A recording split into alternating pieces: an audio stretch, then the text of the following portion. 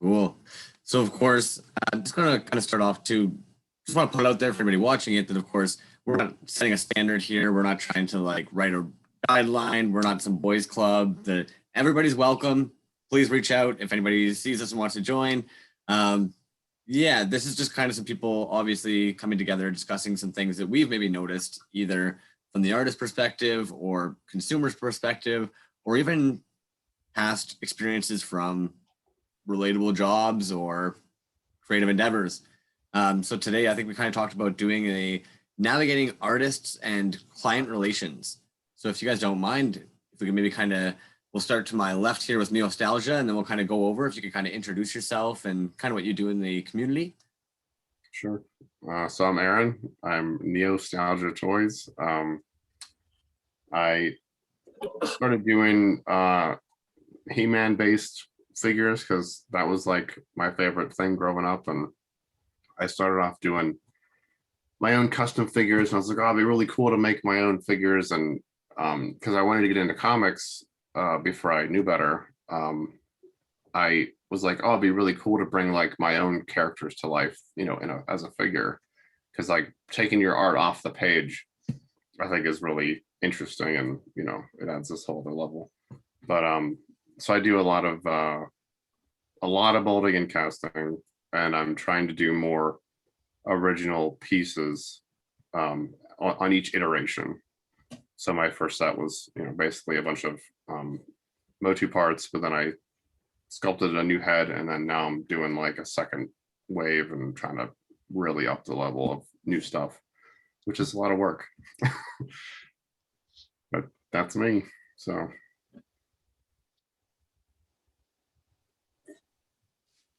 I don't know if you wanted to go next there. Yeah, I'm Jonathan. I only caught part of that, Crumbs. And I am Kerfloss. I make a 3.75 inch armature kit, and I also use that in my own sculpting clay wax. And now I'm finally getting to my resin casts for the number 2 figure that I'm doing. Yeah, I guess I've been doing this for the last 8 months or so, and really kind of thrilled to be a part of this community. Like when I found it, I was like, why didn't I know about this sooner? Why didn't I start sculpting sooner? Yeah, because this seems, it's a fit, I think, and I just didn't recognize it, and so happy to be here, happy to participate and see all the incredible work everyone's doing. All right. Or feels like going next, please feel free. Sure. So I'm Abraham. I run Yucko Toys. I just started getting into articulation and making my own characters and molding, casting, all that stuff. Sometimes I take a page out of like Death by Toys and just find stuff that fits in blisters that matches an art piece behind, or reformatting like old characters. Yeah, I'm super new to this. Like it's been super fun, but it hasn't even been a full year yet. But yeah. And of course, Trash Toy Studio. I feel called out now. I was like, gosh, I gotta figure out how to start it up. I'm Shane. I'm Trash Toy Studios out of Southern California. I mainly do resin casting, miniatures, a lot of kit bashing.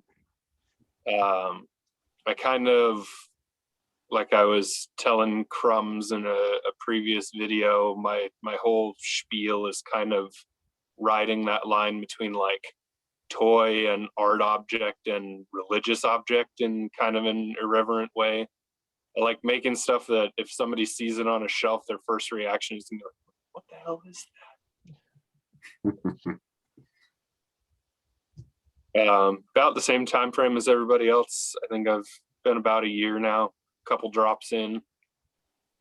And yeah, it's a cool group of people. I enjoy being part of it. So far at this point, I mean, I think the one thing we all do have in common is definitely we've probably all purchased something before in our lives, of course. But you guys are in a very unique position because, of course, most of you have sold something, and especially in this community that we're currently in as well. Is that fair to assume? Yeah. Yeah. Because you also Kerfloss, you have your armature kits as well. So so you've actually been doing some sales, and then you've purchased. I've noticed you have the Mummy Stalker, so you've purchased a few. Yeah. They see. So I mean, of course. That being said, we've got a little list here we were kind of discussing before. One of the things that we've kind of talked about was actually deceitful pricing. So I was kind of curious, when you hear the wording deceitful pricing or inconsistent pricing, what does that kind of mean to you guys? Whether as a client, like whether you're a customer or even as an artist, what would that kind of stand out as? I think what comes to mind is like there's no set standard, right? So we're all doing like just bootleg art or something of the like art toy world. And so there's no real standard for what you charge. It's like what you value the piece at. So like when I did a non-articulated piece that took more materials, it was more expensive than when my articulated piece came out. But it took about the same amount of time. And then I see pieces from other people that are of the same quality that are astronomical. And so it's like, I don't know. It's tough to, I think the inequality of pieces in general. I mean, Crumbs, you would know like your wall is covered. So you would be able to tell like standards based off of what and so you can kind of guess how much something's going to cost, right? No, because even resources cost different in different places. So I guess for me, when I think deceitful pricing or inconsistent pricing, sometimes an artist might not know what their price is going to be yet once they get a store made. It might be even that they were selling a figure at $35.40. Now they've worked out their budget and costs. They open up a store, and now the figure's up for $20. Yeah. Well, there's previous customers that might feel that that's inconsistent pricing, and so they're kind of like, well, heck, how come I got charged that, but this person got charged that? And I would also say deceitful pricing sometimes might be misleading with missing the symbol. So sometimes we all deal with like dollars, pounds, euros. So of course, if you put 80, of course, everybody always has an option to back out. But if you just put 80 and then somebody's like, claim, then you tell them it's actually 80 euros. That's going to be a little bit different than $80 USD, 80 pounds. So it gets even more confusing because a lot of the stuff I pick up from people is from South America. And then you start getting like Colombian pesos versus Argentine pesos versus, it's all over the place. Yeah, I think it's kind of a loaded term because there are so many different facets, right? Like, and the thing that like as a creator, right? This stuff takes way longer, and I'll branch on this thing in a moment. It takes way longer than it seems. It's more work than it seems. You know, everyone can go and buy resin and know what that resin costs, right? And you'd be like, say, okay, this is this many grams of resin or whatever. But as an artist, as a creator, you're doing everything. Whether you're just bootlegging stuff or whatever, you're still spending your man hours, your time, and that time needs to have a value. And because it doesn't matter what other people sell stuff for ultimately, because you price the thing at the amount that you feel is fair to you, and it's kind of on the customer to decide if they want to buy it or not, right? And it's this thing I've struggled with a lot because, so Crumbs pointed out a very good thing where you can see pieces from different artists that are different prices, but through maybe your lens, you're like, these all look like they're about the same. Why is the price so vast? Right. But then, unless you're going to interrogate that person, you don't know. Right. We're just like, I'll pay that or I won't. I feel like it might kind of tie in there too with a thing Crumbs was posting about a little while ago about like how individuals divide the line between is your piece a toy or is your piece art. Because if you go claiming art, then you can start tacking a lot more on there. And people definitely do. I mean, I had a friend ask me about resin because he was like, he had this idea for a kid's toy. And I was like, let me stop you right there, because I wrote this long, I was going to reply to him in a message, and I was like, I just wrote a book. I'm going to put this in a text file and send it to you. I don't know everything about like, you know, product law or whatever, but when you get into like dealing with things for kids, I was like, you might have to have this submitted for like safety testing. You know, resins they claim that they're inert, because I've asked like these vendors about that. They're like, oh, they're inert, which means they're not toxic. I'm like, that doesn't mean it's good. So like the word toy is innocuous, right? Because we think of them as art toys because we grew up with, you know, these toys and figures and stuff. So we're like building our homage to these things that we enjoy, but they're not really toys at all because they're made with poisonous chemicals. We can claim that they're toys. That you don't want kids putting in their mouths, right? That breaks too easily for consistent kid handling. Yeah, and you know, like if you break a brittle resin, it's like sharp as glass, or it can be. So there's like all these safety issues, right? So I think the use of the word toy is like a term of endearment instead of like an actual, this is a toy product. Sure.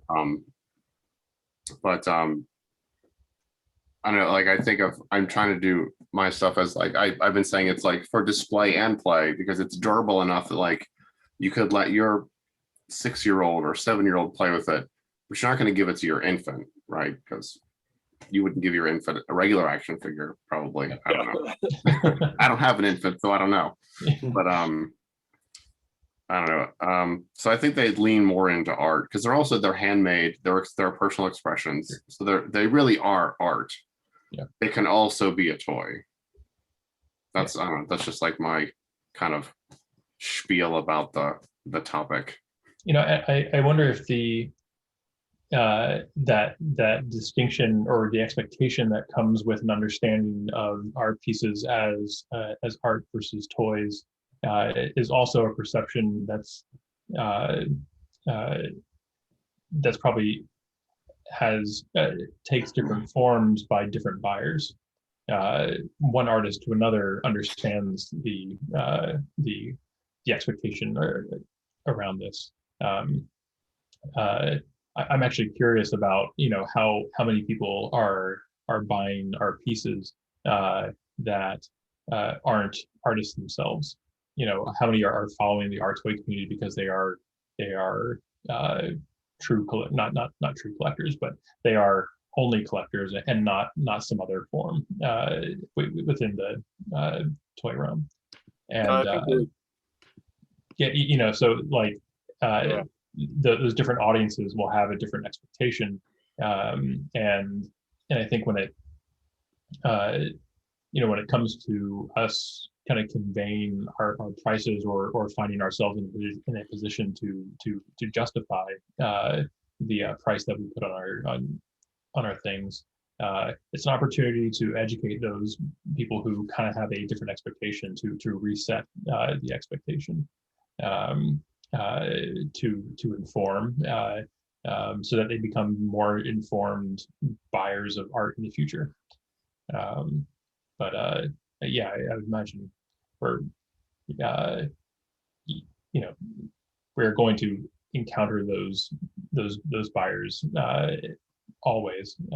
But then we'll also have those really easy transactions where it's one artist to another, and there's this real connection to the piece, or a reciprocal connection to the work. I think that's an interesting thing too there, because there's a lot of variation in terms of what people will charge for something that they just put up on their site. But I've done at least as much trading as I have buying, and artists tend to all be very equitable and kind of like, one piece of yours is a certain amount of time and effort on your part, one piece of mine is a certain amount of time and effort, we can swap those, kind of a thing. I've never really had anybody who's also an artist try and like lowball me on my time and effort or anything like that. That's good. So far, like we're all kind of looking at trying to explain the pricings of the work, or trying to justify what might come into a budget. But I think we're kind of omitting like factors that do happen in the community. So the reality is that there are times that unfortunately somebody will price a work up and it is different than will be in their store. So I've had people come to me and say, hey, I bought this piece at X amount, but now so-and-so is selling 2 of them at half that price. What do I do? I was like, I'd probably approach the artist. Now, the reality is, in my opinion, that's inconsistent pricing. How can you take one of your figures that's identical, 1 week it's 75, next week you can get 2 of the same thing for 50? That's hard to explain to a customer. Or if I look at the price on your website, but I can't go through your website as a Canadian, and you say, well, my website's 30, but for you it's 45, and you're like, but that doesn't translate the same, and they say, I don't offer Canadian pricing. Well, I definitely haven't encountered that kind of thing. So those things become, in my opinion, almost inconsistent or deceitful pricing.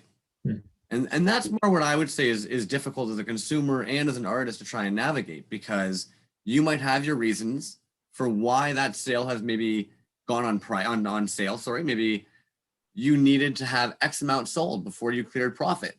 And now you're like, well, you know what? I've made my profits. I've got 2 extra. I want to charge them at this price.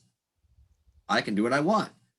So maybe it's something as simple as that, and you just don't even realize how it might affect one of the other customers who's bought it.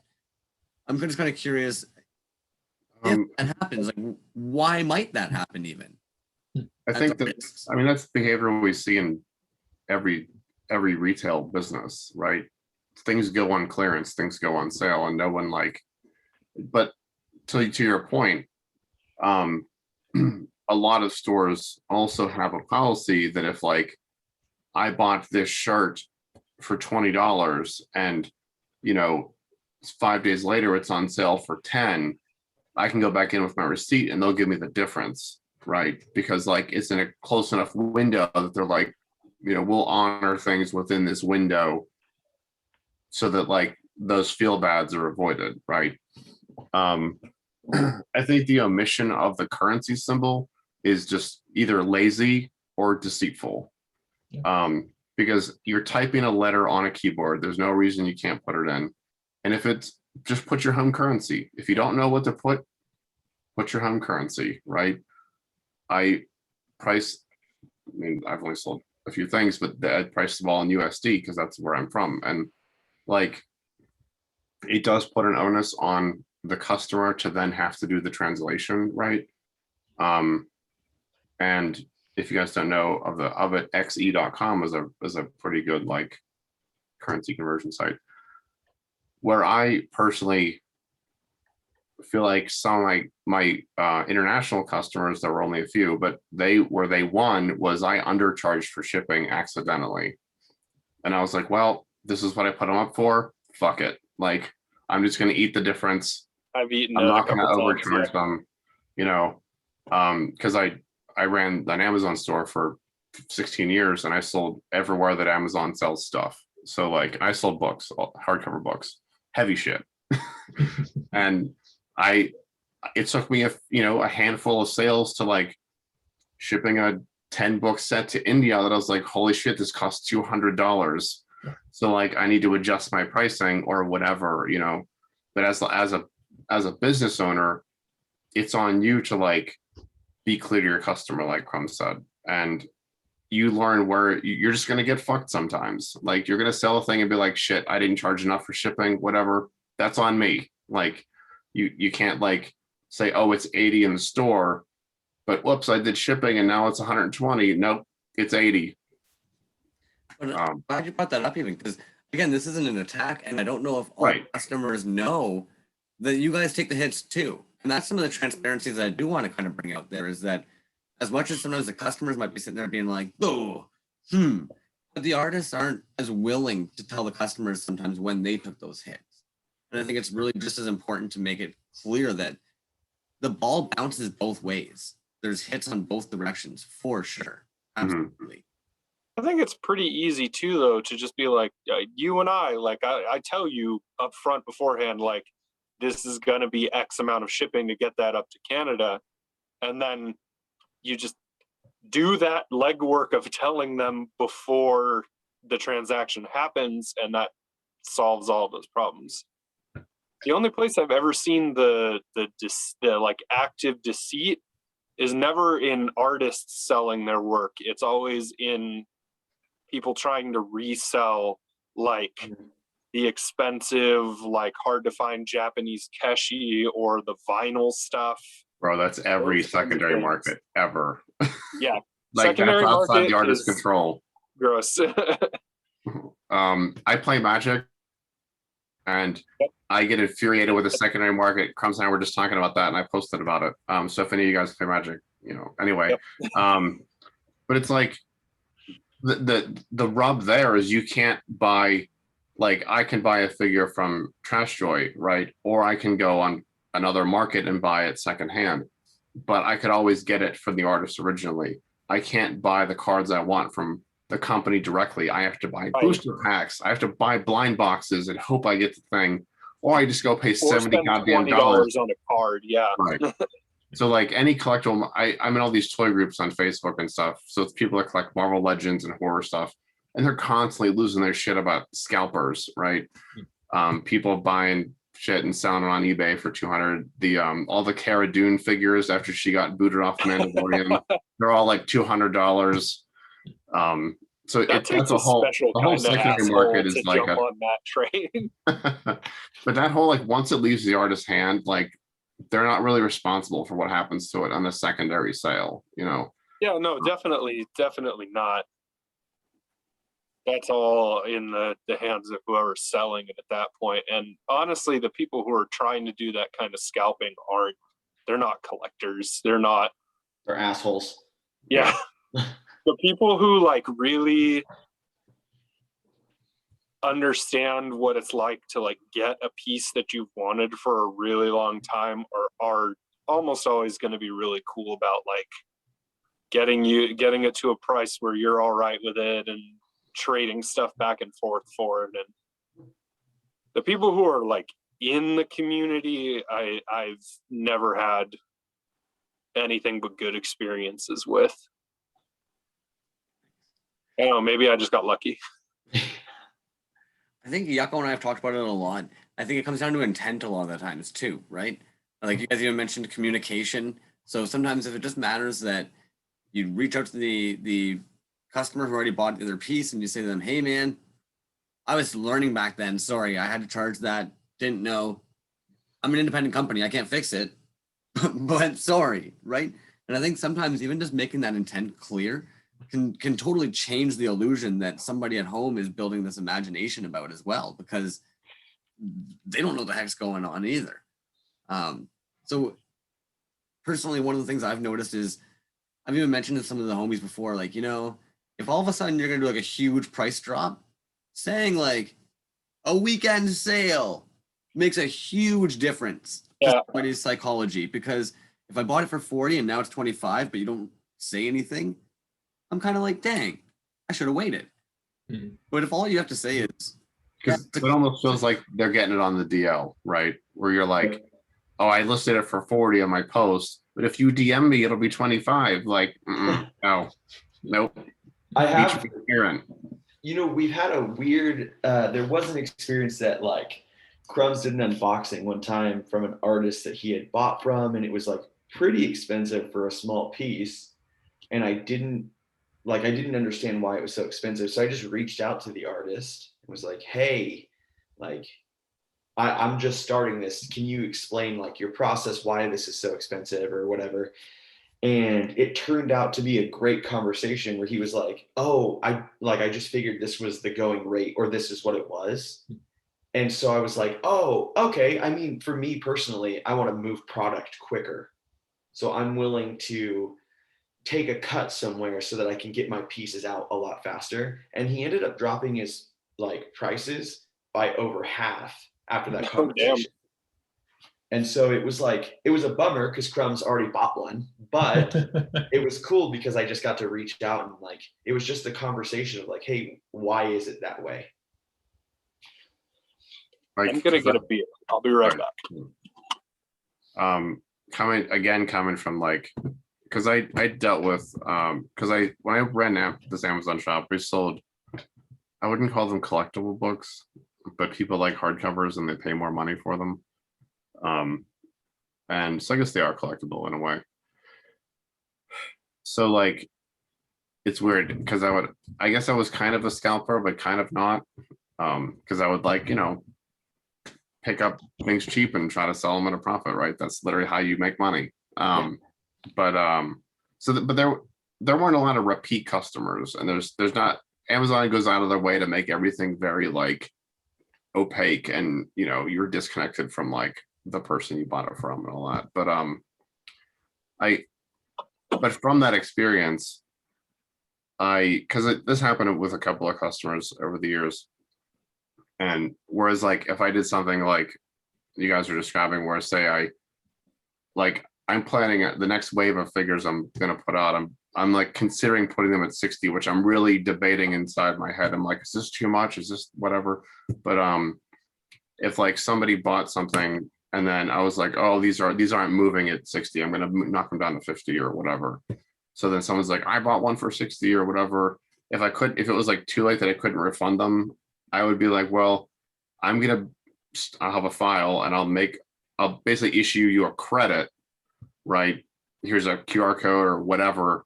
So like, if you buy something else in the future, you can send this to me and I'll knock the difference off that purchase. So that, That's a good idea.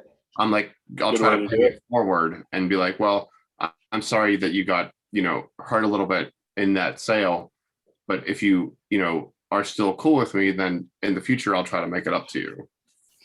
So I think being like these one-to-one, we deal directly with customers, like you have the power to do that, right? You have the power to create situations for your customers when they don't feel like they're being taken care of or whatever, or they're hurt in some way. Like, it doesn't take a lot to make their day better. Personally, too, if I can interject, it doesn't always take money, credit, refund. The reality is I've actually had somebody ask me before, dude, what were you looking for? And you think on it all friggin' day. And then you realize you're like, I just wanted to know maybe intent. At the end of the day, when I approached them and kind of was like, hey, this is really hard for me to approach you about this, but I have to. And all you maybe wanted to hear was like dude, that sucks. I'm sorry. I'm doing the best I can. And I can't help you. I'm really sorry. And that you feel like you're kind of like, yeah, I probably would have felt like a dick then. And I probably would have walked away being like, yeah, he's doing his best. All would have taken us some TBH. But instead to hear, what do you expect? Then you're kind of like, well, not bad. Yeah, I think that the possibility exists there with that, though. Like, there are definitely going to be artists who are going to instantly go into defense mode about their work, and it's just kind of a byproduct of artistic temperament sometimes, I think. I wonder if there's also another component there that is they bought it at 80. That was what they were willing to pay at that time. The price dropped. Like the person kind of they were they were intentional. They took action. They thought 80 was a good price, and they decided to buy it. Yes, it's disappointing if the price drops later. It helps when you kind of frame it as a weekend sale. But I kind of wonder if that assumption that you are buying it at the value, at this kind of like at the value that's meaningful to you, that it's the value is the value you've assigned to it is appropriate, and so you fork over your money. If that is something that is perhaps expected when buying art, versus if they view it as a product, more as a toy in a traditional kind of mainstream sense, that it is this thing that you must have tons of in stock, and so you're selling your own personal stock at these different rates, and that's what sucks. And I wish I had gotten it for that lesser one. But again, I think that comes back to different kinds of buyers have different perceptions of what they're getting and what they hope to get.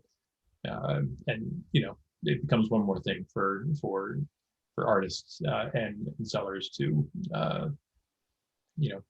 negotiate through. So out of curiosity, if you're at a store, customer approaches you and says, "Hey, I bought this. Now you have them for a different price, same thing." What would you guys currently feel is like a fair offer? Because I'm not looking. I don't have this scenario happening. I'm not itching for an answer. That's not that clear for a second. It just, but out of curiosity, like hypothetical situation, I think everybody could probably benefit, because I wouldn't even know how to handle that situation, and I sure as heck wouldn't be looking for a refund from an indie artist. And even when I have bought a piece in the past that's dropped in price, the reality is I've gone, yeah, but I don't know what the guy's budget was. So at the end of the day, unless he wants to sit down and do his budget with me, yeah, makes the price, and I decided to pay it. So I'm just kind of curious, like, is this one of those things where it's the art toy community, it's just small business? How do you kind of handle that type of conflict, I guess? I think the giving credit example that Aaron gave, like, that seems to be the most equitable. They are getting something, and you are able to retain what you were originally given. And I bought something from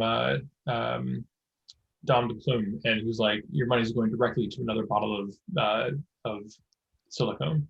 Like, Yep. the money is not buying a product; it's supporting an artist, and so there's a good chance that money, when you pay friends and family, it's going to go directly to some material so that you can keep making more.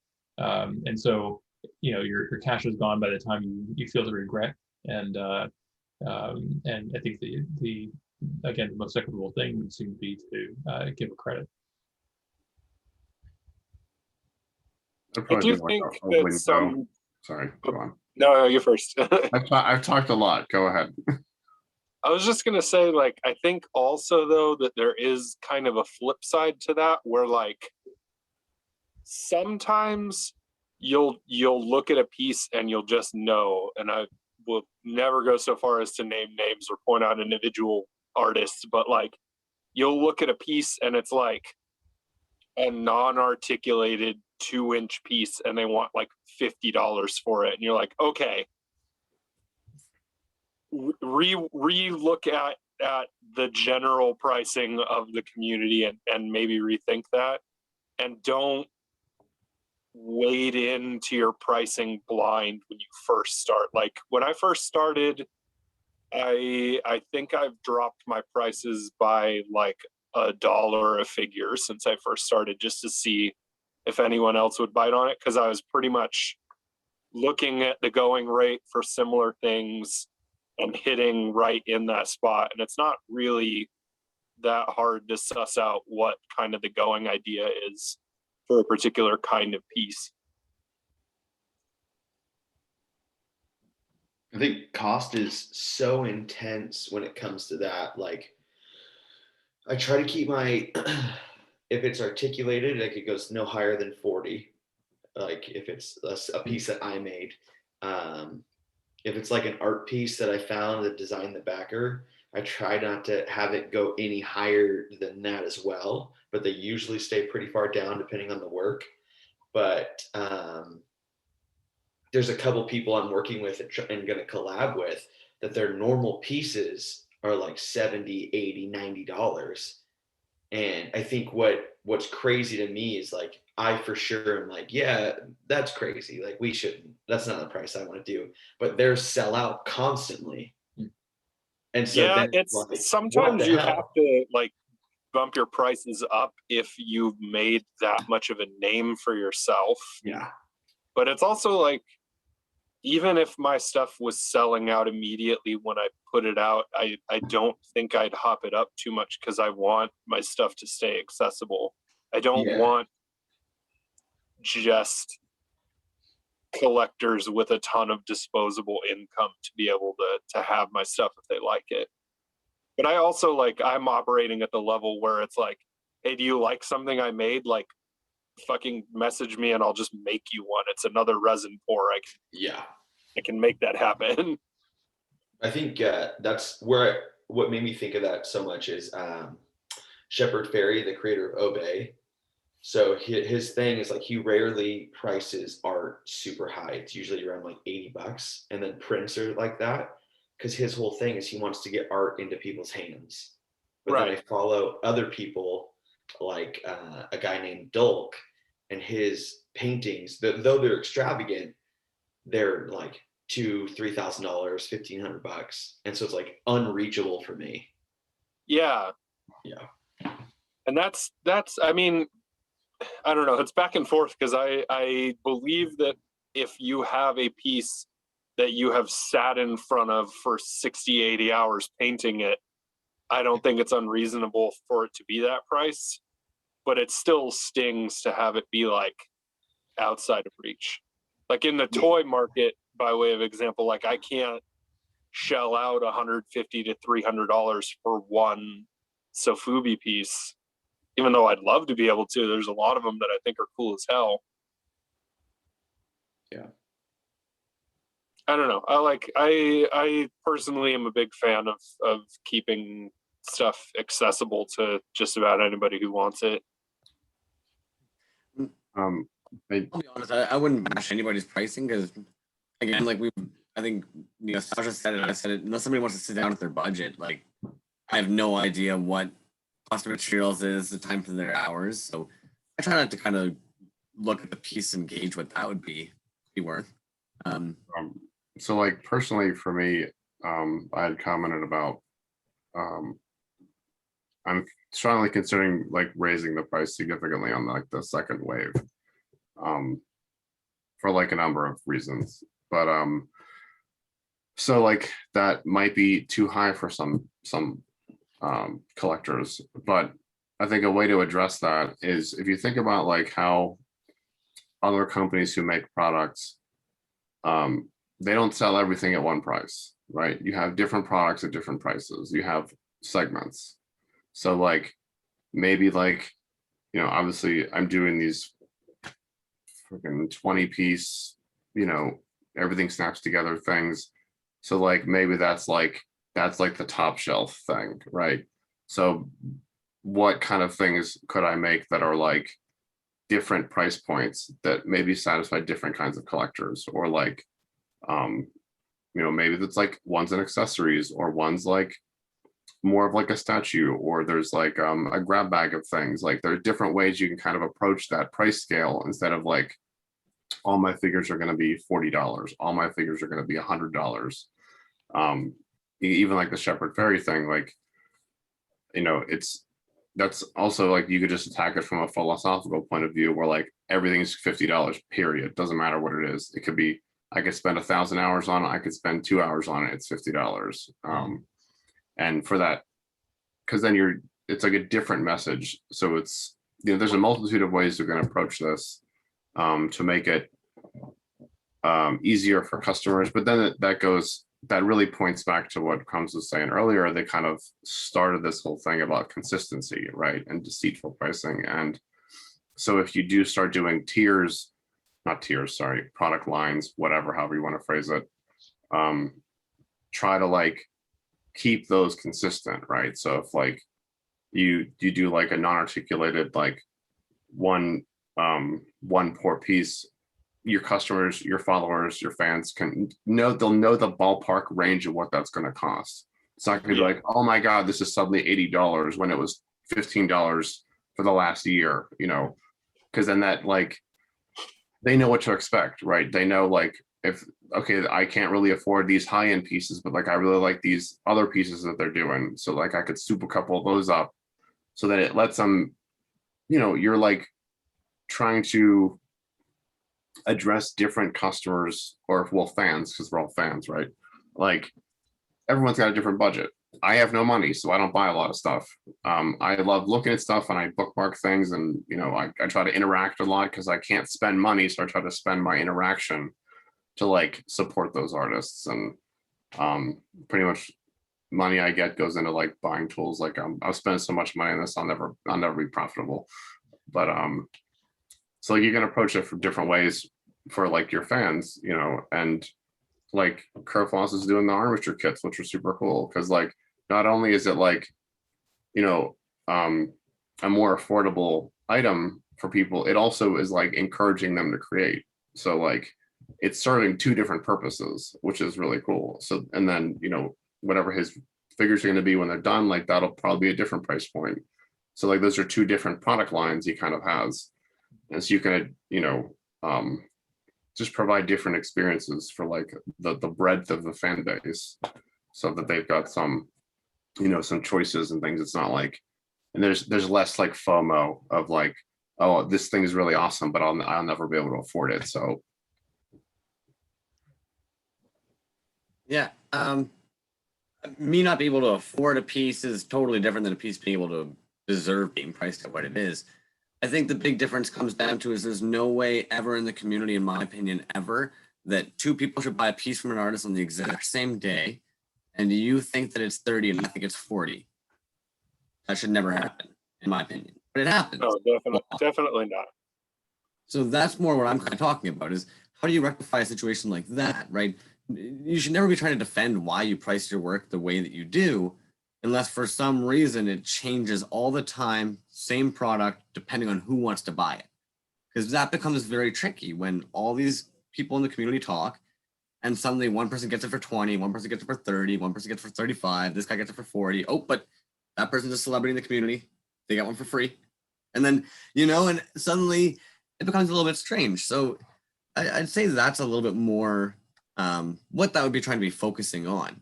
Now, and then on kind of that same track of the relationship between fans, customers, and the artists, what happens when one becomes unresponsive? So whether it be the artist isn't answering their DMs, or you thought a commission was going through and all of a sudden the customer stopped answering you, how do you kind of navigate when all of a sudden there's just like a total loss of communication? I feel like if a commission's happening and like I thought it was going through and then it stops, fuck it. I just move on. Like I just have no interest in, like, my brain, like this isn't my full-time job doing toys and toy art. And so I have a full-time job on top of it, which I'm assuming you guys do too. And so it's like I'm constantly going and then thinking of other ideas. And so if someone wants it, like I'm so into having those conversations and like making the sale and closing. But if they're just dicking around and like trying to just pull my chain and whatever, yeah, I'll move on quickly. I don't care. It's not a huge thing for me. Same. the bigger issue, I think that's Emotional strain from doing this stuff. I do it to have fun and to enjoy putting stuff out there. I don't want to wrestle with somebody for 2 weeks. Yeah. How long should a commission take? Or does it really depend on like on the actual piece. That's a loaded question. Yeah, that's Yeah, I do single, most of my stuff is single piece resin pours, so like 2 days. If I have a lot of other stuff I'm doing, sometimes the same day. I will do. I only do one-offs for commissions, and I've done a couple of them. I won't ever post about them because it's like I'll never be able to sell it again, so it doesn't matter for me. But my turnaround, like the most I'll let it be is a week. Like it's got to be in the mail at least by the end of the week, because You don't have to think about it anymore either. yeah, and so Yeah, that too. yeah, and Get so it on the hell off my plate. yeah, and especially if I already have like the pieces set and I know where I'm going with it. Yeah, the 1 to 2 day pour and everything, easy. And then figuring out how I'm gonna paint or do whatever. But yeah, 7 days is my max. If it takes longer than that, then I start apologizing or adding stuff to the box. And And so I've how long do easily you let it waited- go when someone ghosts you? Like, do you say you send them a DM and be like, 48 hours. If I don't hear from you, I'm gonna post this for sale for anyone to buy. oh, I don't even start until I get money. Oh no, Yeah, I like you could do that too. yeah, like so for commissions, I need half. Yeah. Not to buy materials, not to do any of that. I just want to make sure that you're in. Yeah. Okay. I'd rather pay up front. I'll be honest, when like there's certain artists that if they want to do a commission, they're like, pay me when I start it. And I'm sitting there being like, I don't want to get a fucking message one day just telling me like, hey, I'm gonna do it now and I'm gonna pay you. Like if I'm approaching you now and I've got the money and 3 like I weeks really from now like, and you've forgotten about it. yeah. With commissions, what's interesting is I would say Dollar Slice one time said with commissions, his rule of thumb is you give it to me, you pay first, don't talk to me for 6 weeks. Whoa. That's his rule. You pay me, then don't talk to me for 6 weeks, because that way, at the very latest, if it takes him 6 weeks, then he's given himself 6 weeks. He's hoping he'll get it to you sooner, but he doesn't want you bugging him for 6 weeks. I've personally had orders where the person says it's going out next week, and then you don't hear from them for like a month and a half. Now, for me, it's a lot different when it's somebody I know in the community and we're chatting a lot and they're actually like, letting me know, like, I'm sorry, man, stuff's coming up. I don't worry when they're incommunicado, being TBH. I don't even get concerned. In my brain, I'm like, you're probably worrying more than me. I know it's safe. Yeah. I've definitely had people though where like there's at least been 2 or 3 artists that they sit on it at their house for months at a time, and you get the weirdest excuses. My house was broken into. I can't send mail out of my country. And you're just like, meanwhile, you'll have a box from that country that came in that week. Yeah. I've been blocked before when you send payment, and all of a sudden, just like that, you're blocked, and you're just like, I don't understand um, that, because like I feel like anybody who does that, like you've just shot the entire brand you've tried to build all the hell right off the bat. Unless it's somebody who's just like making fake accounts, but I mean, you got to put effort into making that look like there's actual art behind it. yeah, I'm still kind of holding out that they will feel bad. I don't know. It's one of those situations where you reach out to PayPal, and PayPal is basically like, and this is actually something that comes up as well. PayPal fees and navigating that. Like the reality is PayPal tells you, like, if you did friends and family, Yeah. sorry. And at the end of the day, they straight up tell you, like, if somebody tells you to pay friends and family, ignore them. Mhm. They like that's PayPal's thing. They're like, pretend you didn't see it. Do never pay friends and family. But then the issue is that a lot of the artists are sitting there going, man, I'm getting slammed with a PayPal fee if you don't take friends and family. And the issue is that you should be working that into the cost of your item, because Every credit card processor charges the same fees. That's bullshit. because the customer gets charged that every time. And that's what's even frustrating as well, is that I've had artists be like, so-and-so didn't use friends and family. And you're sitting there being like, I pay anywhere between $3 to $10 every time I buy by picking friends and family. But if you wrote into your cost that percentage, I wouldn't even know that that was all happening. That's how you do it. Like, you know, you absorb all the fees. As a business, you set the price for what you sell the thing at, and you absorb all the fees. That's just all the cost of doing business that comes out of your profit, right? That's what your taxes are for. You put all that shit there. Like, again, to reiterate on Amazon, they were like 15% off the top, doesn't matter. Like, so I either raise my price to accommodate for that loss, or I take the hit, right? And every platform anywhere that you sell anything on charges fees. You just roll that into your cost or your price. You should never push that onto the customer. I'm just speaking for myself. I'm willing to take the PayPal hit because it doesn't, I think Crumbs, I think we've talked about this, like I'll work in shipping into my cost as much as I can. But I'm willing to take that hit because I would rather, I don't know, I'd rather get that art to someone way quicker, and then rather like that stuff. And then after dealing with them multiple times, yeah, let's switch to friends and family. I don't care. But it's that like one or two first times that I'm like, okay, let's do this. And I'll eat the cost just so we can build that relationship. Because I've seen when I do that, people come back. If they realize like, oh man, this guy's willing to work with me and not just throw things in. I've had repeat customers from that. Yeah, I think that says a lot. Your pricing behavior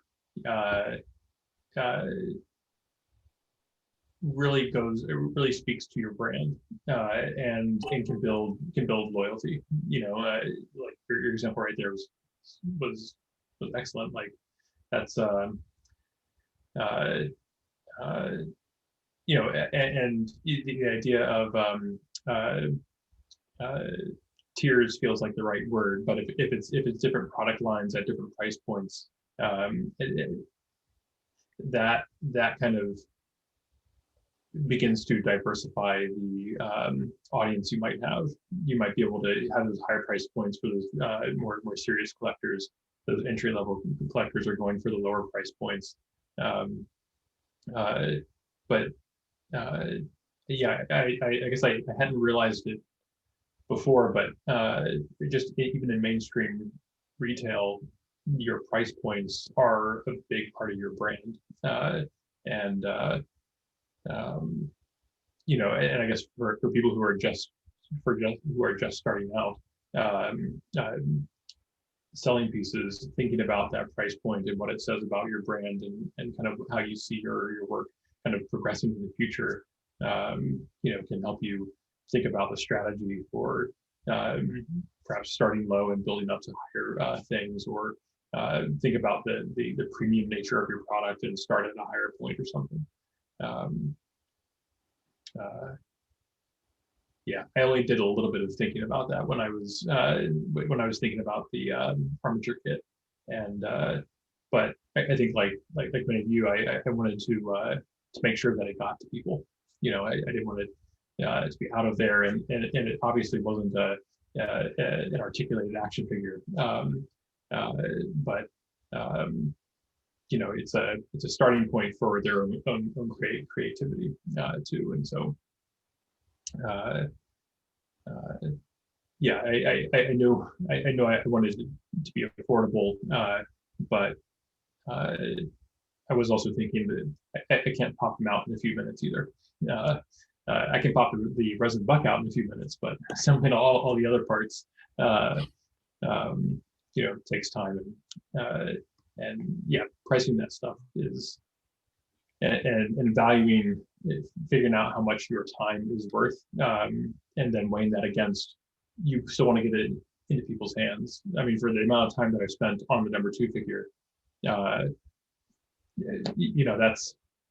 that could be astronomical if I factored in my actual time there, but it's a labor of love. I want people to have it, and so I want to price it accordingly. You'd mentioned about the ghosting on the seller point of view. Right. Well, I'm sorry. The customer point of view on a seller or an artist ghosting, that's incredibly unprofessional. All I could say is if someone ghosts you, don't ever do business with them again. And tell your friends or like the people you're close to in the community. You don't have to like publicly blackball them if you don't want to, but I mean, fuck it. You know, if they're gonna treat people like that, they're gonna take people's money and then like just send them a stream of bullshit lies. Like they don't deserve your sympathy. Like tell I'm people, with you on that. Yeah. you know, here's the Be screenshots of the honest, conversation. that kind Don't of buy crap. from them. And if they like have a problem with that, then they should have either get their shit together or just be more professional before they start taking people's money. Interesting. I think we could all Like- take a book, a page out of the Yelp book, and how reviews are handled there.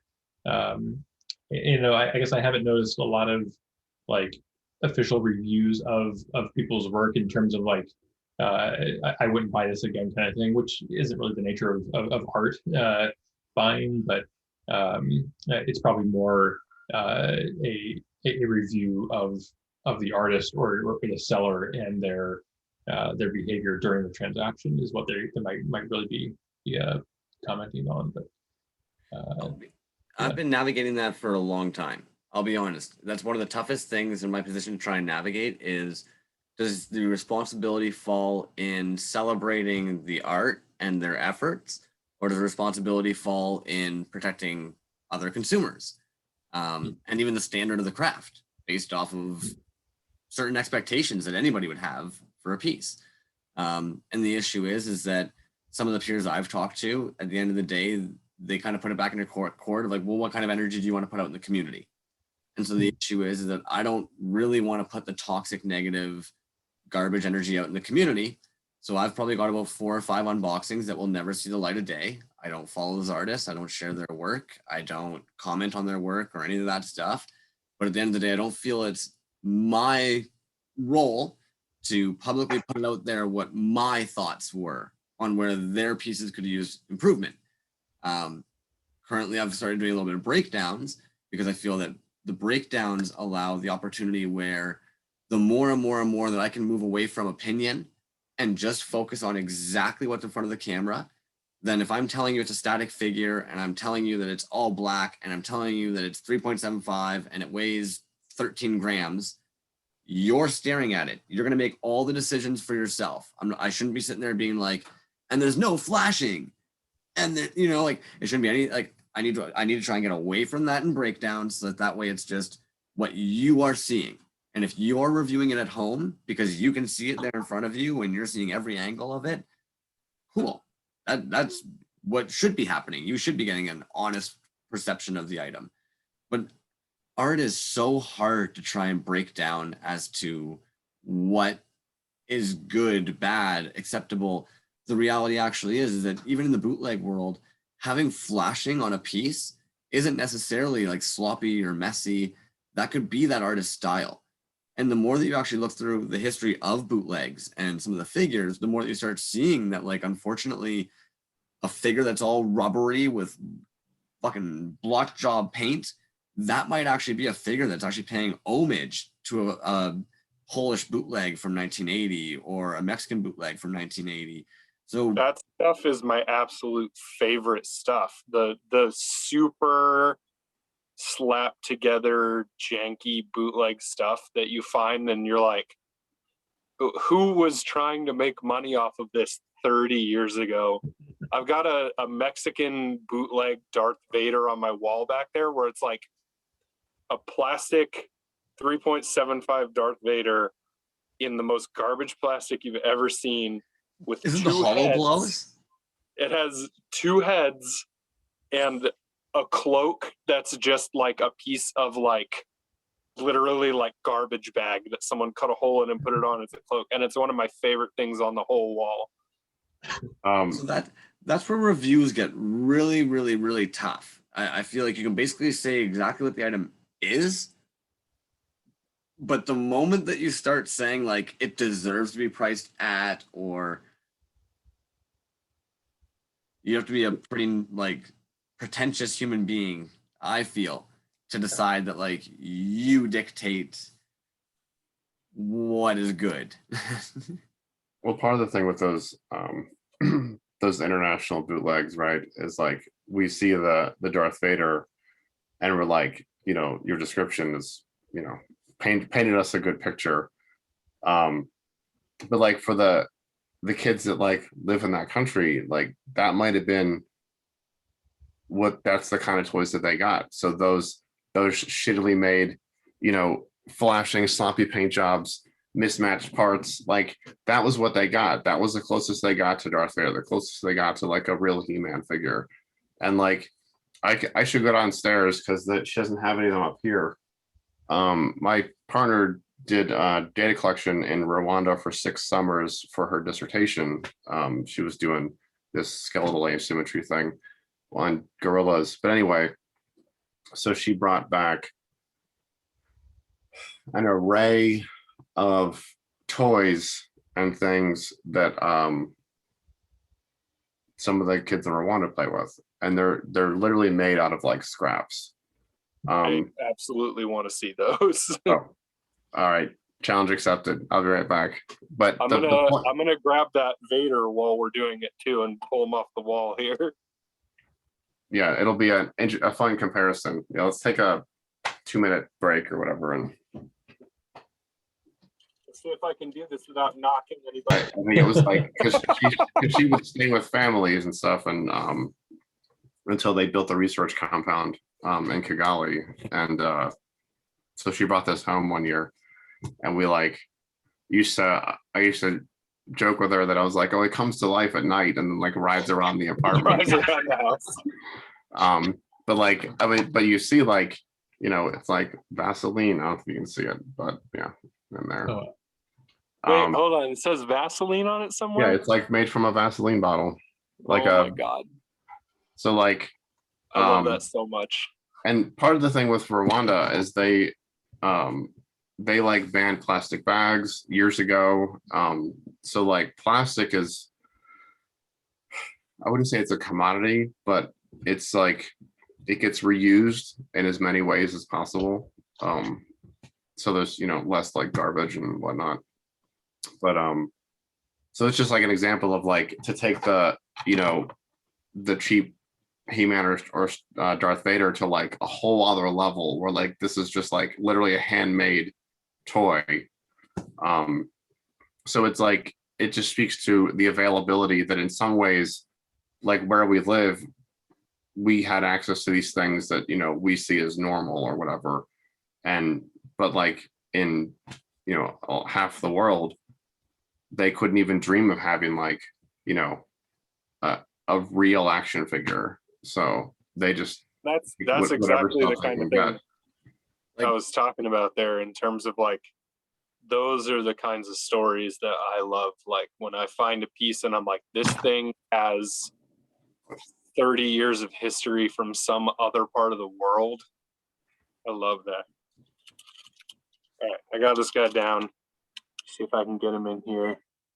Oh, yuck. That's awesome. That guy. That's an So then let's take him out here.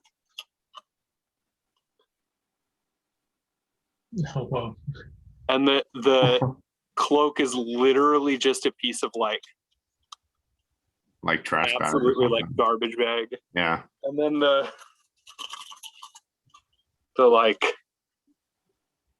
La Guerra de las Galaxias on the header card. Oh, yeah. It's like someone drew that, man. That's like so cool, you know. Mm-hmm. I want to know what the idea was by putting like a second head, because that's not a bootleg thing. Like you can just guess that there's one head. And also the missing S on Wars. Yes, Star War. So absolutely. Our little toy community on Instagram is pretty like welcoming and super diverse and wide. When you get into like very specific bootleg groups for like Star Wars and Star Trek, those guys get intense. The reality is they don't believe anything that any of our homies make on Instagram is a bootleg. Those are all designer toys or customs.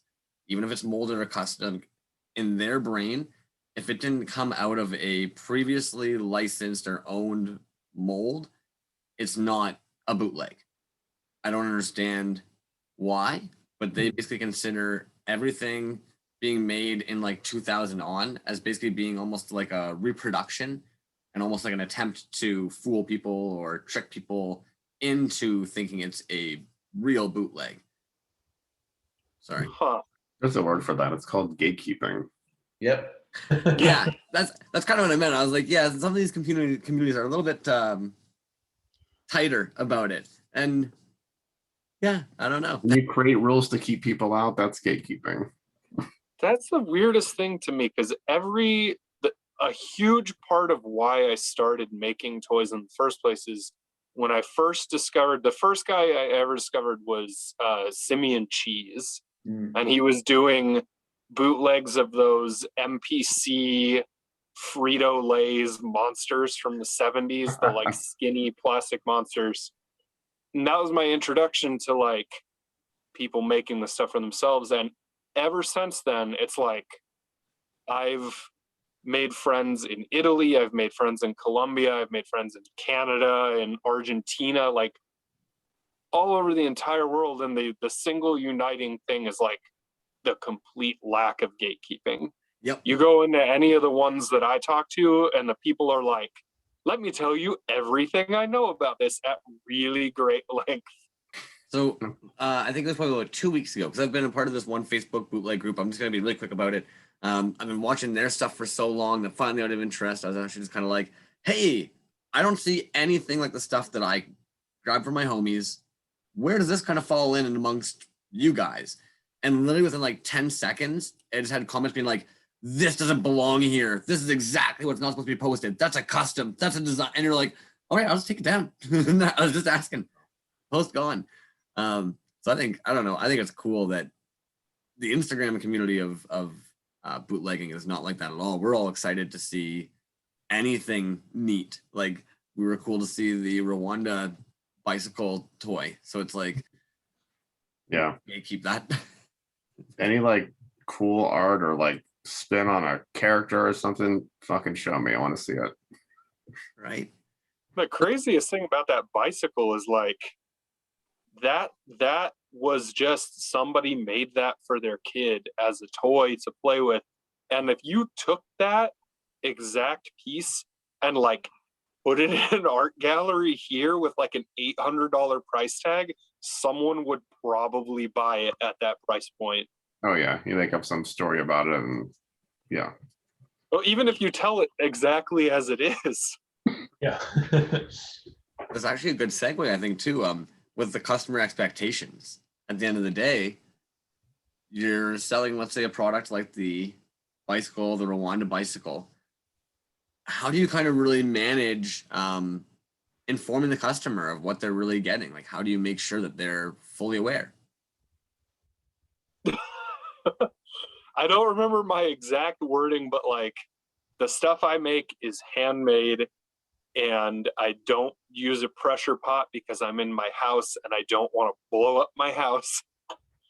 And I put in the website like Trash Toy Studios is gleefully handmade bootleg. Side effects may include missing fingertips, bubbles, imperfections, synesthesia, astral projection, possession, so on and so forth.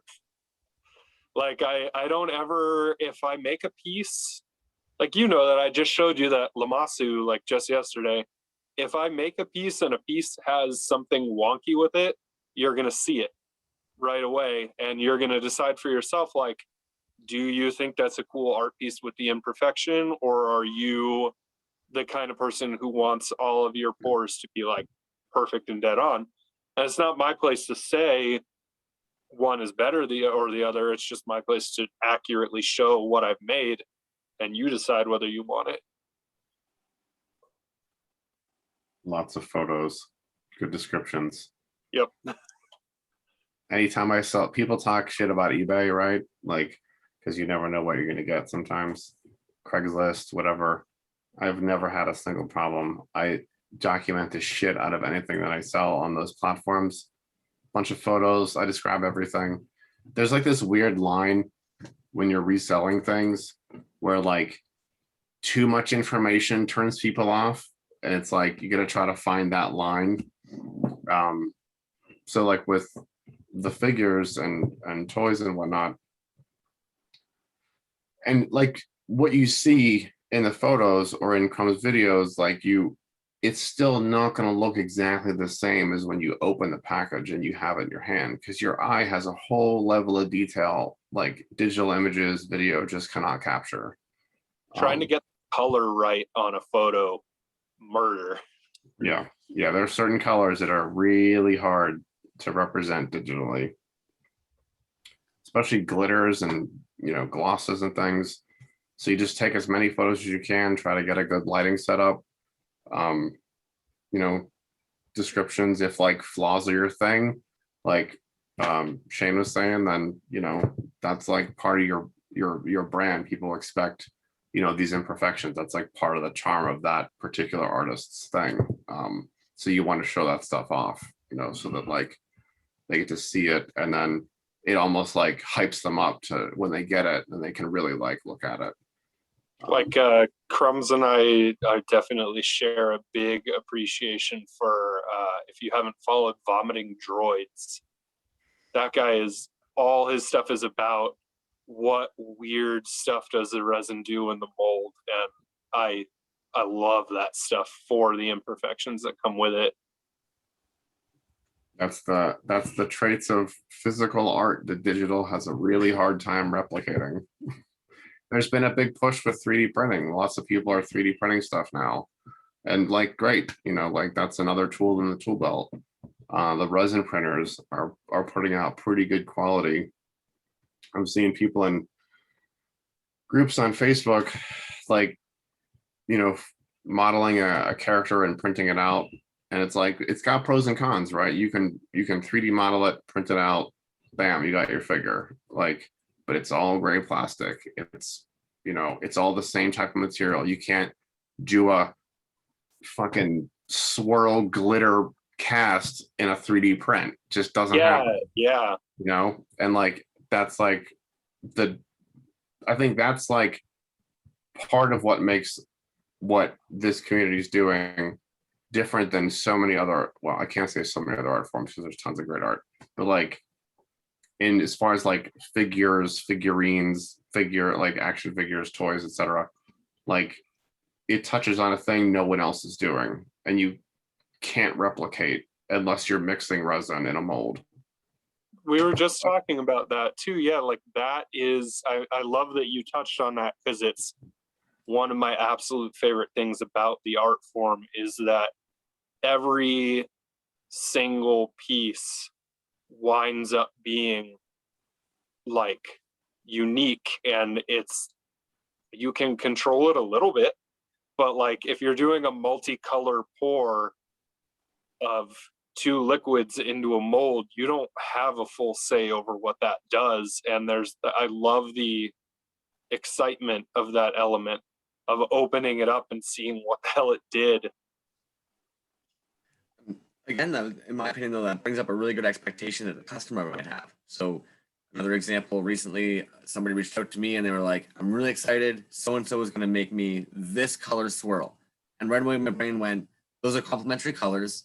They're going to make a neutral the moment they hit. If they don't get purple, you're going to get gray or a brown. And Buddy was like, nah, not going to happen.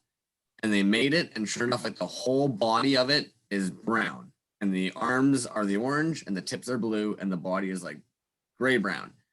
And homie was like, hey, it did that thing you thought. And you're kind of like, yeah, I kind of foresaw that happening. Yep. Like, I'm kind of... There is a way to fix that, though. You pour the blue, you let the blue set solid, then you pour the orange.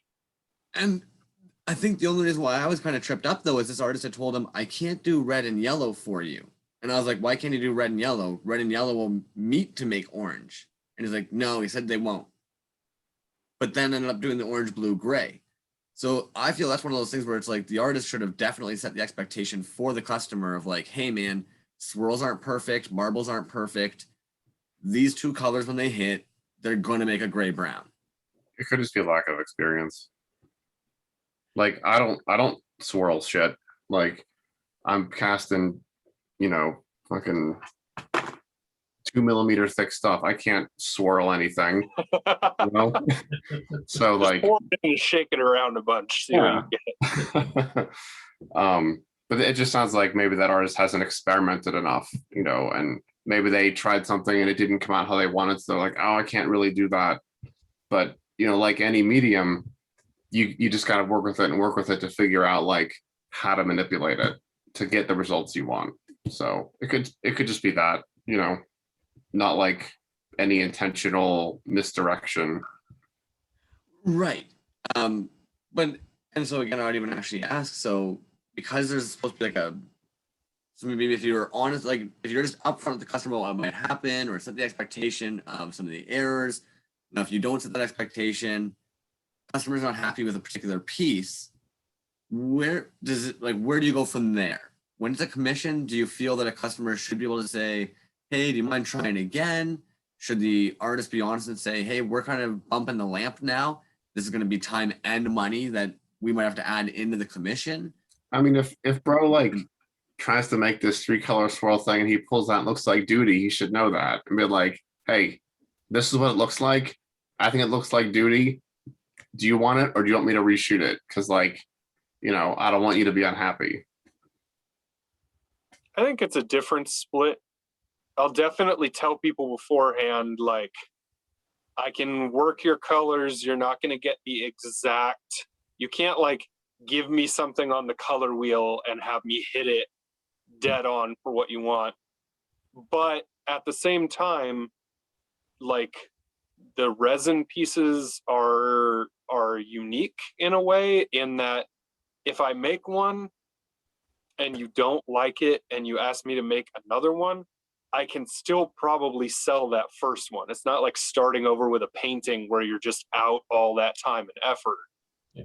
So I'm usually good with giving people like at least 2 retries on an individual piece without a problem if the initial setup is not quite what they were looking for. When I had my logo for Yoko Toys done, they offered 3 revisions when they were designing, and I utilized all 3 of them. All of them. Yep. And then I still paid for 1 more revision.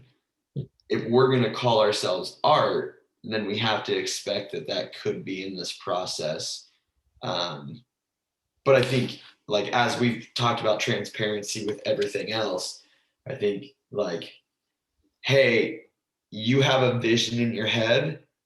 Bootleg art will never be that vision, but it will still be really good.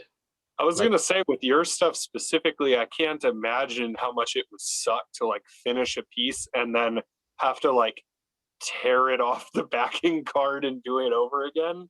That sounds I'll brutal. for sure send them a picture of the figure and I'm like, hey, this is the direction I'm headed.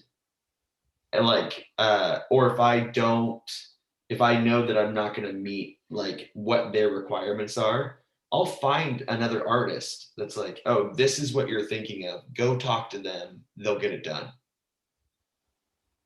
And that's the right action, right? If someone asks you to do a thing and like you're not confident in your skills to produce that thing, you know, there's the right thing to do is to refer them to someone that you think can do it. Because it's better because they'll have a better experience. They'll have a better memory of you referring them to this other artist who made this killer thing that they love, instead of like, you know, you trying to get it right and then like eventually hating it because it's taking so many times. Which is why I stopped doing commissions. Like we're talking about commissions, I just won't do them. Yeah. And because that happened to me. Like I did these pieces and I did them over and over because it was things where I was seeing errors and I wouldn't send them because I'm like, these are garbage. I need to redo them. So I like lost more money than I ever would have made off the commission because I, remade the thing so many times. But yeah, that's Is there an expectation with commissions that commissions are more expensive than a normal run? I mean, in the design community in general, commissions are always more expensive. Okay, like It's a special request. You're asking that person to set time aside for your thing. Yeah. Like, you're Yeah, I basically don't think paying it's for unfair. priority.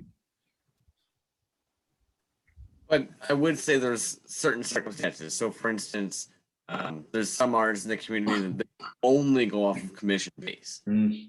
If they don't have a store available, they're not pumping out figures on the daily, and they're actually advertising as just like open commissions all the time, then I think they've kind of set a price. Yeah. So they might say, I do these 3 or 4 figures. If you want the number 1 special, that's going to be this. Number 2 special, number 3, number 4. That's all I got. I feel like everybody should do their figures like it's a Chinese menu. Number 1 special, 1, 2, 3, number 4. special. Right. Yeah, if you're doing just commissions, that's a whole different thing. Like, because that's your jam with commissions, right? So you can have more standardized pricing. I for sure, I'll ask them what they want in the piece. So, I mean, I don't have like, I have to kind of go off just the top of my head, but like one of the pieces that I did was for a 4th of July party or something that was happening when COVID first started. And they wanted something funny that didn't articulate, and they wanted me to throw something in and not even make it. And so I was like, oh, I mean, that's like maybe a $20 piece. Like you're asking me just to find a toy somewhere and make a package, which is fine. I like doing that. And it ended up being a Statue of Liberty with a mask on it. It was super easy to make. And, but then I've had people ask for articulation, and that price is a lot higher because I have to make a whole mold and then I won't ever produce it again. So I'm wasting so much material just for that piece. Yeah. You ever want to fire molds you're never using again off? Throw them my way. I'll find new things to do with them entirely. And then do you guys, if I know Nostalgia, you just said you don't currently take commissions, but would you guys normally suggest if you were taking commissions, payment up front, deposit, or? I think if it's somebody I don't know, definitely payment up front.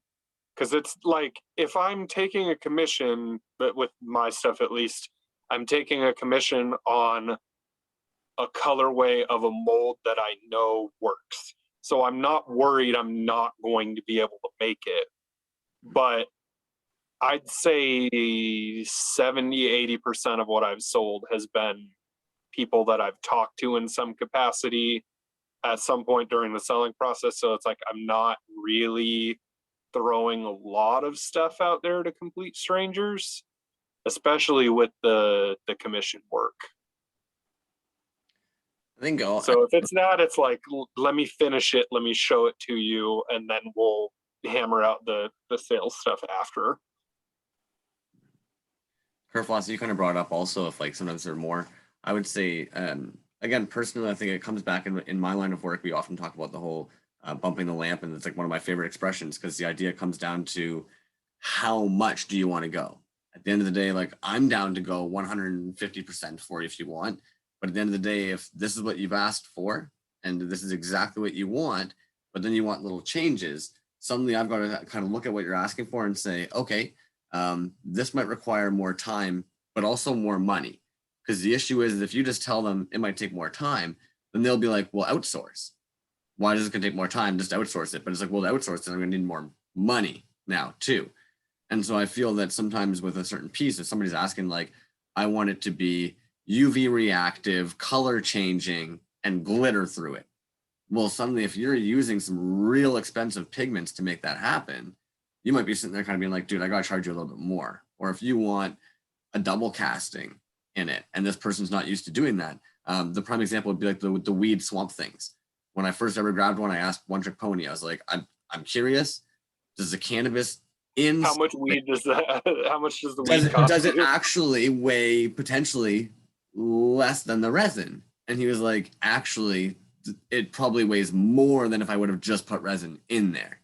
And so something you're kind of like, well, fair. If you actually look at what probably like a quarter of resin would weigh or be versus a quarter of cannabis that he decided to put into a swamp thing, that's a whole new cost or resource that's been put into that. So I would say definitely, especially if you're somebody who reaches out and says, I want this thing like cushed out to the top, toes to foot, just powdered down. He might be like, that's a lot. I'm gonna have to charge you double for that swamp thing. Like, you don't want to be able to see through it. Sorry, man. Like, gonna be more. I don't think there's anything wrong with pointing out to the person asking for a commission material costs. I have a lot of metallic glitters and UV stuff and glow powders and things like that flowing around. And when I make stuff not commission, I tend to just kind of throw it in at random as I'm working for whatever I think will look cool with that one. But like that stuff's not particularly cheap. I'll throw another couple dollars on there for that sort of thing and not feel bad about it. I guess I haven't noticed a lot of folks do pre-orders. It's always the day of claim sale or something. I've done pre-orders for my armature kits, but I'm also not taking money. I was more just pre-order to get on the list because I want to make sure that I can make them all, and I don't want people to be out money that they might otherwise use for something else if for some reason I'm not able to get them done, or get all of them done, and some people, are waiting a little bit longer. But our pre-orders, I would assume pre-order is not like a commission in that it is extra time that you are planning to do a run. But is there any etiquette around expectations for pre-orders? Have people done pre-orders where they put part of the money down? From the artist's perspective, they may need that money in order to get the resources in order to produce the pieces. I noticed we hadn't added like pre-orders as a kind of customer expectation thing. And I did pre-orders. Oh, you did? Or you have? I did last summer. Mine were pre-order. Okay. So, the way that I operate is I make everything first.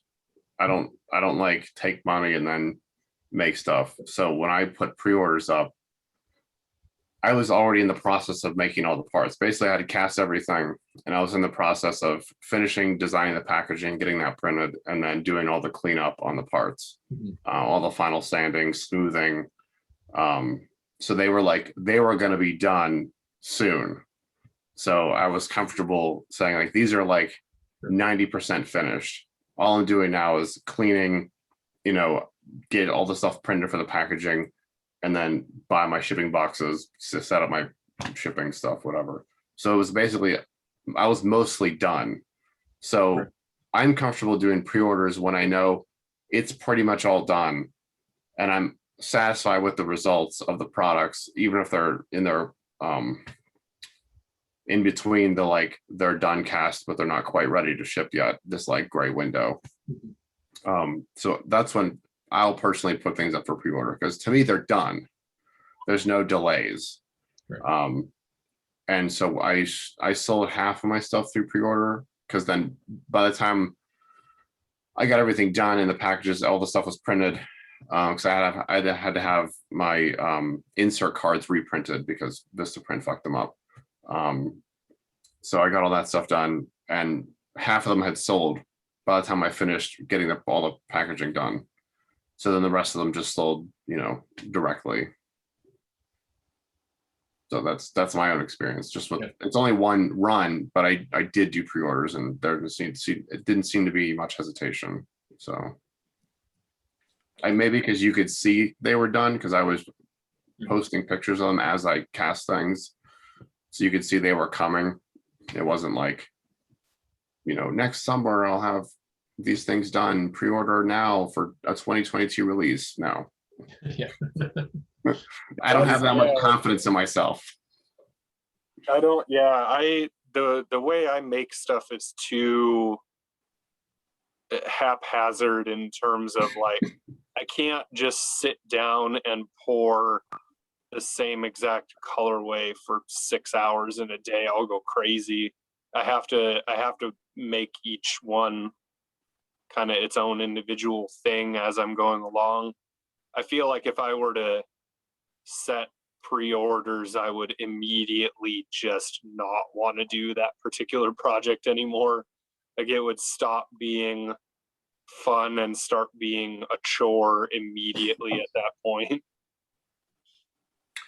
That's where I'm finding this hobby walks a weird line, right? For like the decade plus I've wanted to do it. Now that I'm doing it, I'm like, fuck, this is actually work.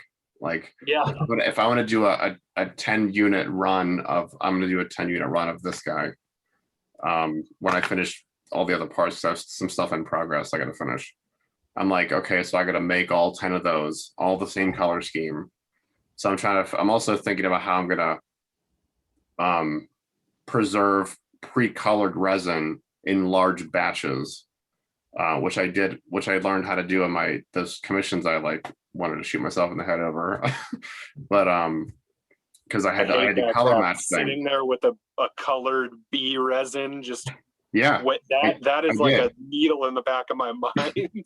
I took an empty bottle of that type of resin, and I estimated how much resin I was going to need for like these parts, and I pre-mixed all that color because color matching is really difficult.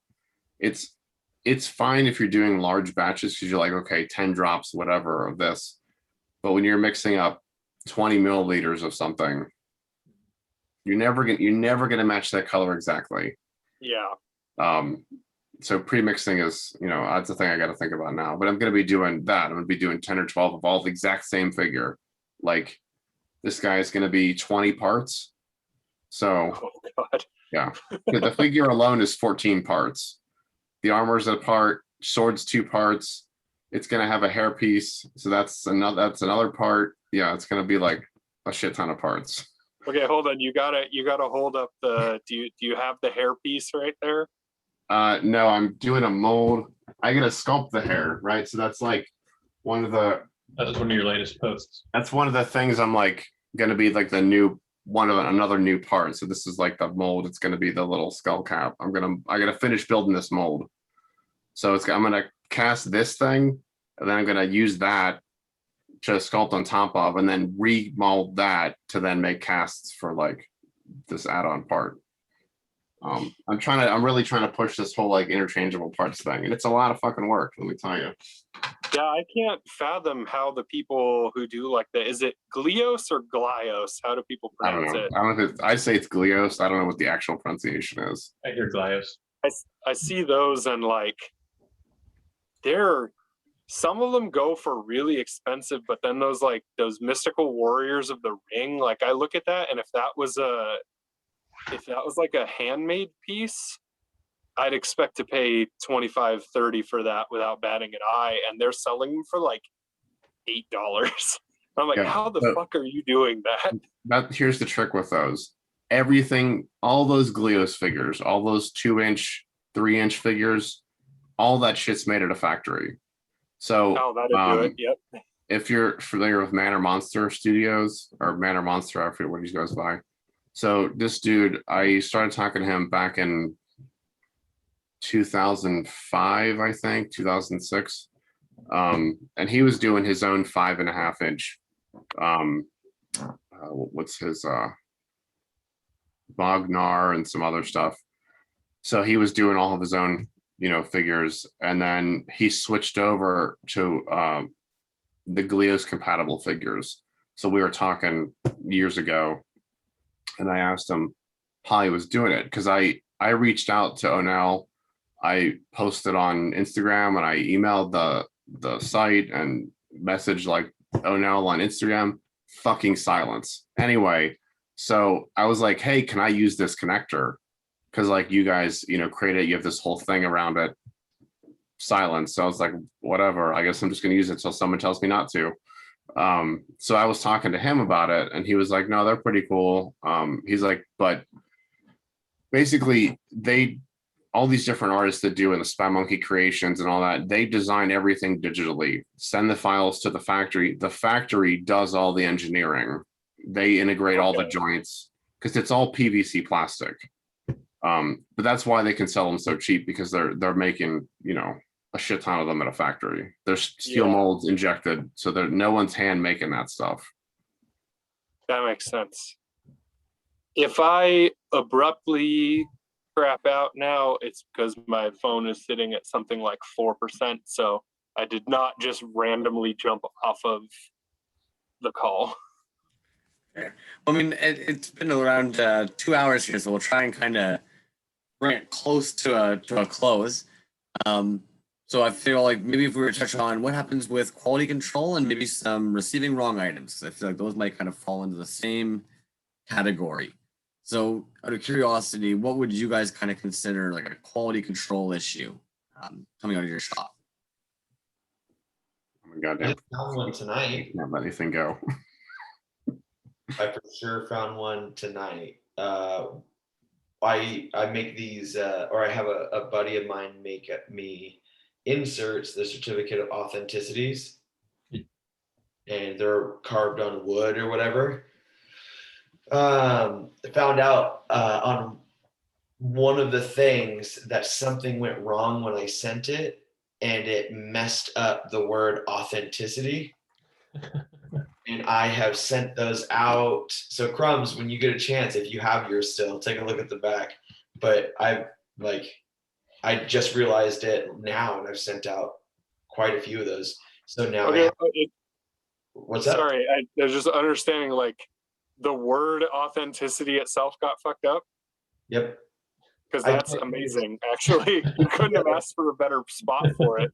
Like I can't even explain like how that happened, and it doesn't, like, it's just missing letters, but I checked it and the guy who printed for me checked it, and so it was a bummer. So now I have to have them all redone and have him ship me a new order, and I got to pay for it. So Instant collector's item there though, right? Right. You received one with misspelling, like that's instant collectors. yeah, That's kind of what I'm saying. Like I kind of want to see one of the ones that's wrong. Like put it up on the wall with the other stuff.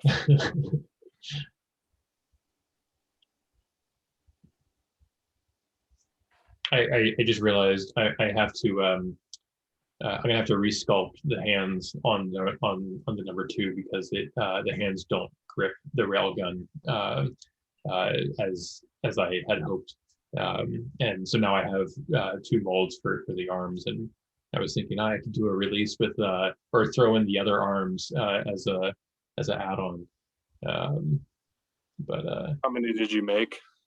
I've only done I've done a couple of hard copies of the arms, but I've only just begun. That's a good point to have caught it at least.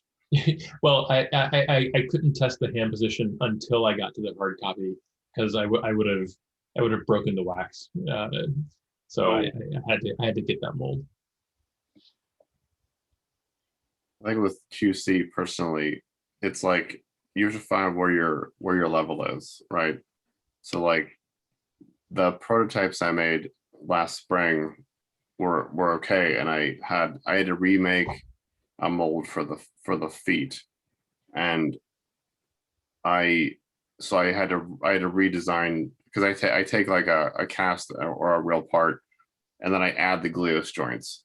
So like when I made the run, so anyone who watches this, if you have one of the first 8 figures, I shouldn't be saying this, but I will. I'll be transparent. The foot like this, the alignment here is off a little bit. So instead of it being like, you know, the edge of the leg is like this, it's like this, right? It's like, because the peg ended up being just a little off when I like reset it. And it wasn't until I had molded and did some test casts, I was like, shit, this is off. It's like shifted like a millimeter. And I was like pulling my hair out, and I was like, I should remake this again. And my partner, she's like, you're being way too hard on yourself. Because I'm like, I'm striving for like, you got this, because I'm doing like obviously a much different like thing. But kind of that I'm trying to mimic that in Kerflush, you're kind of doing something similar, where I'm trying to mimic this, like, you bought this at, you know, at Toys R Us, like in the 80s, like that level of production quality. You can drop it, throw it, like it's gonna, you know, take a beating. And me making everything where you can snap it together, I have to be extra cautious about durability. So like QC, like the Glios joints you're asking about, they're a bitch. Like molding this socket is not easy. I figured out how to do it now, and I'm actually going to fix a mold. I cut the pegs out of the mold, and I'm going to remake them. I'm going to try to fix the mold. But I have to get like that snap, right? It's got to have like a snug fit, can't be loose. So it's just like a lot of iterations, you know. Sometimes I'm going to make a mold and be like, well, this is like off a little too much. The tolerance isn't right. There's not enough friction to keep the part from like, you know, maintaining like this pose or whatever. So if it's not tight enough, then I have to figure out, well, can I salvage the mold? So I did this. This is all a fix. I fixed more than one mold. Here, let me take this apart and I'll show you. So this is a mold I made for the sword blade that I sculpted. So this thing's really tight. I'm just going to get this thing out of here. So you can't really see it on the video, but like I under measured the amount of silicone that I needed. So it filled up to this line and left the tip of the sword exposed. Oh God, that's I tried to like add more silicone, and it like didn't stick. Yeah. So then I took brush on and I cleaned the surface with alcohol, but on both sides, and then I put some of that in there and press it together to bond it. So here's a tip. I have showed it a little bit on Instagram, but like if you fuck up a mold, it's not necessarily garbage. Like you can repair these things. So basically what happened was, you can see how it's like running down the side here, because I painted some around the edge to seal it, and it worked. But what happened was some of this ran on the inside of the mold. So there was like 2 beads running down where the sword blade is. So there's these big knobs. I was like, well, I can't have that. So I sliced a curve down the side of the mold so I could access the inside, because this is like a seal. This is a box. There's no like opening on it except for this. Yeah. So like I went into the mold through the side, and I cut chunks of the mold out, and I took like more of the brush on silicone, and I like painted it down inside, and then I set the sword stuff like into this half, and I pressed it back into the mold and let it set overnight. And but then I had to fix the seam, so I then had to paint stuff in here and paint this on. So I rebuilt the mold after fucking it up, so that I can get like good pulls out of it without, otherwise it's just garbage and I have to make another one, you know. So like I try to like repair things if I can, or figure out how can I hack this mold to make it like, you know, fix the errors in it. So this is the other one. This is another fix, where this top part shifted, but I cut out, you're not gonna be able to see it because this is before I started dyeing the silicone, but I cut the Glios pegs out of this. Yeah, you definitely can't see it. But I just cut them out. So I'm gonna try to rebuild the sockets. So it's gonna take a couple of iterations to do it, but it should like work. So if you're using smooth-on products, you can use their rebound brush on silicones, because it's a platinum cure silicone. So if you use it on another platinum cure silicone, you can fix and bond your molds together. So if like you have something starting to split or whatever, you can potentially like fix it and get more life out of it before it like totally dies. So Oh, I was thinking of how I could pour all of my molds at one time. I could do brush on to join them all and like carve a tunnel all the way through them. Yeah. And you just have what, like one like 4-foot vertical mold that you pour into the top of. Yeah, that or long ways or tall. I feel like I had a nightmare about that once. yeah, gang molds are the next thing I want to try to tackle. No, I think what you're describing is, you know, you're with the means that you have, you're doing your best to maintain some degree of quality, and I think, you know, I guess I don't want to discount anyone's attempt at quality with more meager means. You know, if you don't have the technology to have a pressure pot or something like that, you know, there are certainly people out there that can, you know, pour bubbleless, you know, casts Yeah. without that. I'm not going to take that the chance on mine, and I'm going to do mine with a pot. But you know, the degree of quality, I think will be variable because artists are at various points in their own experience, and you know, you might expect an artist to improve their quality over time because they're learning more. You know, and then it becomes something special that you have one of their early rough pieces. And I think that goes kind of back to the communication of what you're getting, to kind of like, you know, perhaps convey to your advantage that, you know, you're early in this. You know, that this is my first run, versus, you know, you've been doing this 5 years, and either that rough edge is your style, or you know, you've adapted, you've learned and improved over time, and so quality changes with that.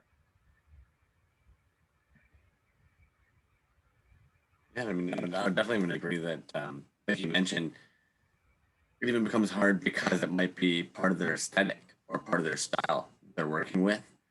And it's really hard to even kind of set like a standard amongst the community. Like you said, everybody's got different tools. What becomes really like a quality standard?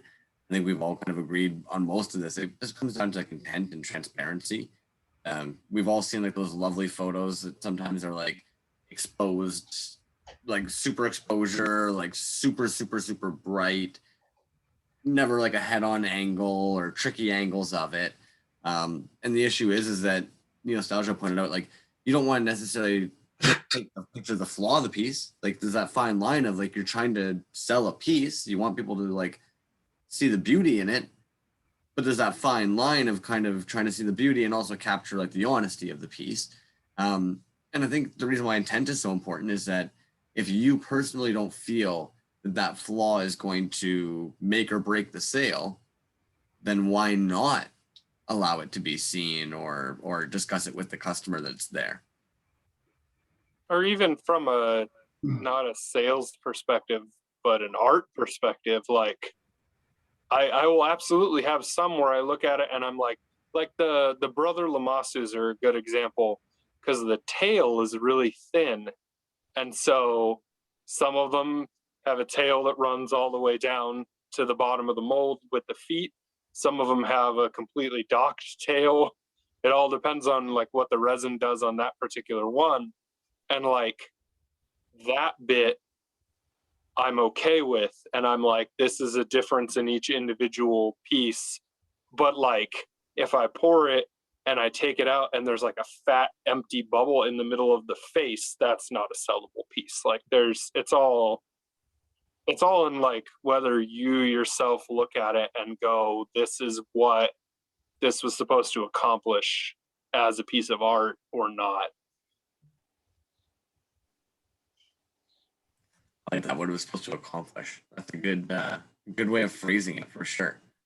Well, I feel like we've been on here for quite a long while here this evening. Was there any kind of afterthoughts, added thoughts we might have missed? Anybody kind of wanted to touch on or wrap up with? I'm just feeling groovy. Now just sit on the 30 seconds of silence after that.